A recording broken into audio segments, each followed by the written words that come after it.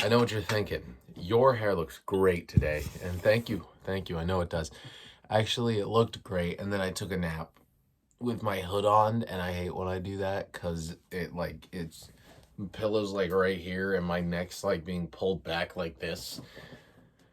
Usually I wake up with neck pain, but I guess I lucked out. So I watched Mickey 17 in theaters on Friday. So today's, you don't care, but today's Wednesday. So like five days ago. I thought the movie was ass. I didn't like it. I don't like movies that do that. The first half was good. There were political messages in there. I love movies with a good hidden deeper meaning. And the premise of the movie was this guy Mickey signed up to be, I forgot the word they used, but basically volunteering for him to be used as a test subject under the qualification that they upload his brain to a database, and every time he dies, they make a new version of him that remembers everything up until the point he dies.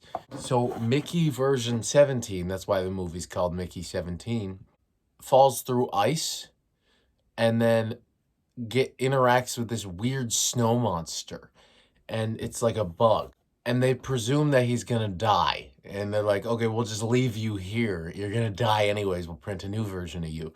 He doesn't. The snow monster's actually nice and brings him out of the hole and saves him. But they've already printed a Mickey 18. So now there's a Mickey 17 and a Mickey 18. And the president, or the former senator, Mark Ruffalo, really doesn't like multiples, as he calls them. This is the point in the movie where I stopped liking it because Mickey 17 goes to his girlfriend's place and she's with Mickey 18 and high on that universe's equivalent of methamphetamine. Now I'm sad because she's into drugs, and also mad at Mickey 18 because he's a D-bag, and Mickey 17 is heartbroken. And then it turns into a two-way sex scene with Mickey 17 and 18 and the girlfriend in the middle. It's not good, and it's really weird, and it made me really uncomfortable. But I guess there were two kids behind me who were really into that, and that's where this story begins. I'm sitting here. The movie's about to begin. I see these two kids walk in, a guy who looks about 15, a girl who looks about 16, and they sit in the way back. And immediately I'm like, okay, I hope they don't do anything because they're kids and they're sitting in the back of a movie theater, and that of a movie that most people aren't going to see. It was literally me, my stepdad, those two kids, and three other dudes. I think there was a gay couple and then some random guy, and that was it. We get to the point past the sex scene in the movie, and I start hearing weird noises coming from behind me. And immediately I'm thinking, I really hope these kids aren't doing anything weird, because that would be weird. Because that would be weird, and no one would like them because they're weird. The noises just keep getting, like, the movie goes quiet and they don't. And then you hear one of them go, shh, shh. I'm not stupid. No one else in the theater's reacting, by the way. Like, I'm the only one who notices. And I run through the options in my head.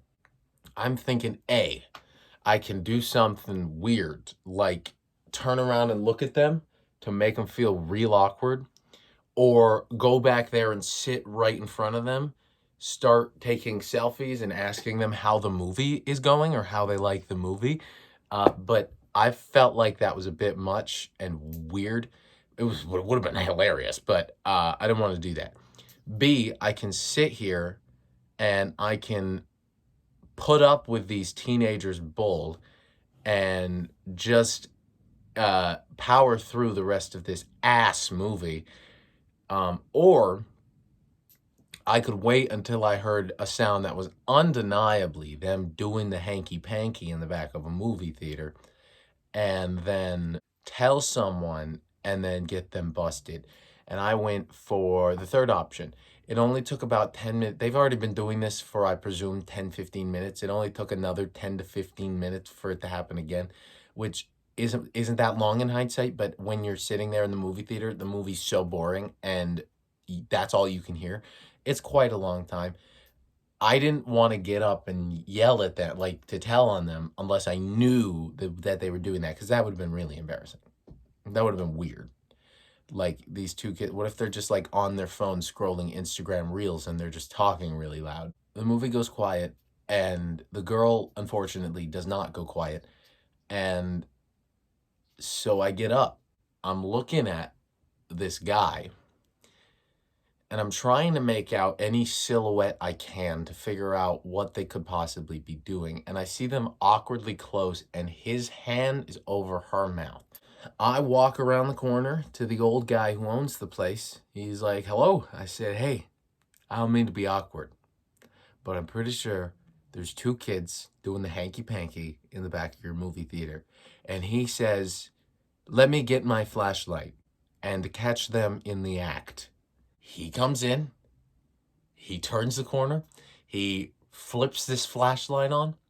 There's just like a spotlight on both of their faces, and it looks like they got caught with like blood on their hands and a knife in their hands. Like they just got caught murdering someone. The look on their faces is forever like burnt into the back of my mind because of how hilarious they were. They looked devastated and so embarrassed. And the guy goes, what you doing? Of course, they're like, nothing, just watching the movie here. And he's like, okay.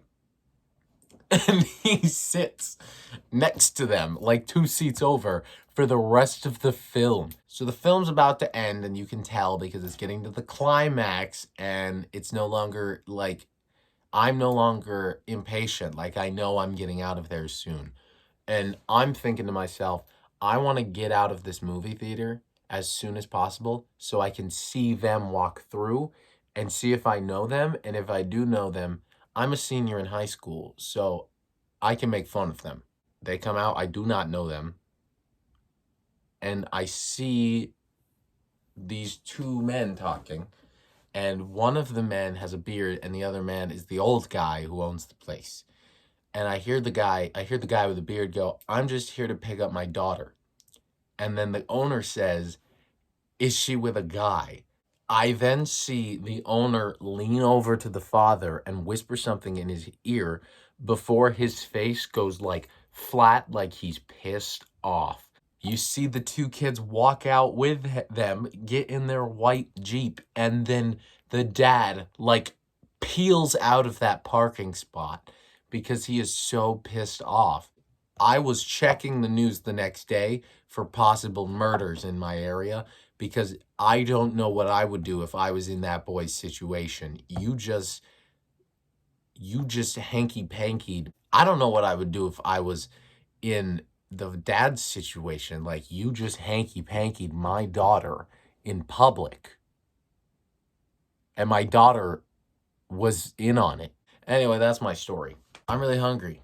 I'm gonna go eat, but thank you for watching my story. Next video I'm gonna make a little longer. I want to do some game things, maybe like a I'll just steal another idea from Markiplier. Thank you everybody so much for watching. If you liked it, if you thought it was funny, subscribe. And as always, I will see you in the next video. Peace.